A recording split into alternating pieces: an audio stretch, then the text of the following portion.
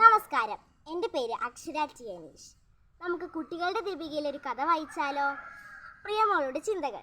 പ്രിയപ്പെട്ട കൂട്ടുകാരെ, എല്ലാവരും ഈ വർഷത്തെ അവസാന ടേം പരീക്ഷയ്ക്ക് വേണ്ടിയുള്ള ഒരുക്കത്തിലാണല്ലോ അല്ലേ? പരീക്ഷാ ദിവസങ്ങൾ അടുക്കുമ്പോൾ അറിയാതെയാണെങ്കിലും അകാരണമായ ഒരു ഭയം ചില കൂട്ടുകാരുടെ ഉള്ളിലും ഉണ്ടല്ലോ. പ്രിയമോളെ ഞാൻ പരിചയപ്പെടുന്നത് ഇതുപോലെ ഒരു ഫെബ്രുവരി മാസത്തിലാണ്. വളരെ നല്ല സ്കൂളിൽ 10ാം ക്ലാസ്സിലാണ് അവൾ പഠിക്കുന്നത്.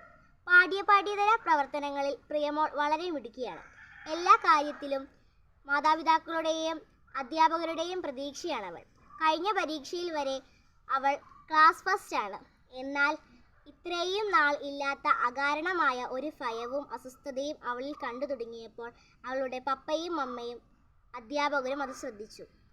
ഭക്ഷണം കഴിക്കാനും ഉറങ്ങാനും ശാന്തമായി പഠിക്കാനുമൊക്കെ അവൾക്ക് ഇന്ന് അസ്വസ്ഥത തോന്നുന്നു.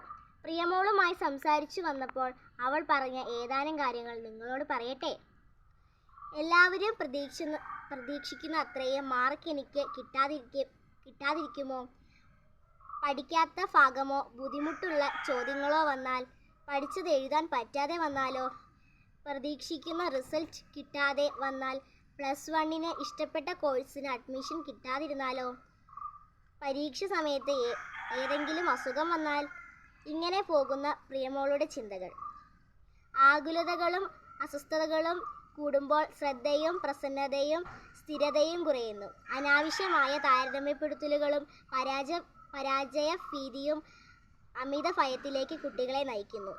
ഇത് വീണ്ടും ഉറക്കക്കുറവിലേക്കും ആരോഗ്യ ഭക്ഷണ കാര്യങ്ങളിലെ താൽപ്പര്യക്കുറവിലേക്കും കുട്ടികളെ തള്ളിവിടുന്നു. പതിയെ പഠനം പുറകോട്ട് കുറയുന്നു. റിസൾട്ടിനെ കുറിച്ച് ടെൻഷനുള്ള മാതാപിതാക്കളും അധ്യാപകരും ആകുലരാകുന്നു. അത് കുട്ടികളിലേക്കും എത്തുന്നു. അങ്ങനെ കാര്യങ്ങൾ കൈവിട്ടു പോകുന്നു. ചില കുട്ടികളുടെ കാര്യത്തിൽ പഠനത്തിനെക്കുറിച്ചോ മാർക്കിനെക്കുറിച്ചോ യാതൊരു ചിന്തയുമില്ലാത്ത എക്സാം ഡേറ്റ് കിട്ടിയിട്ട് പഠിക്കാൻ തുടങ്ങുന്നത് അവസാന ദിവസങ്ങളിൽ അമിതമായി ആകുലത സൃഷ്ടിക്കുന്നു.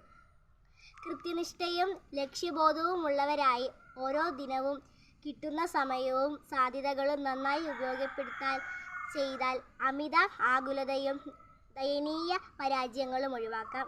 ജീവിത വിജയത്തിനായി നല്ല ആശംസകൾ. നന്ദി, നമസ്കാരം.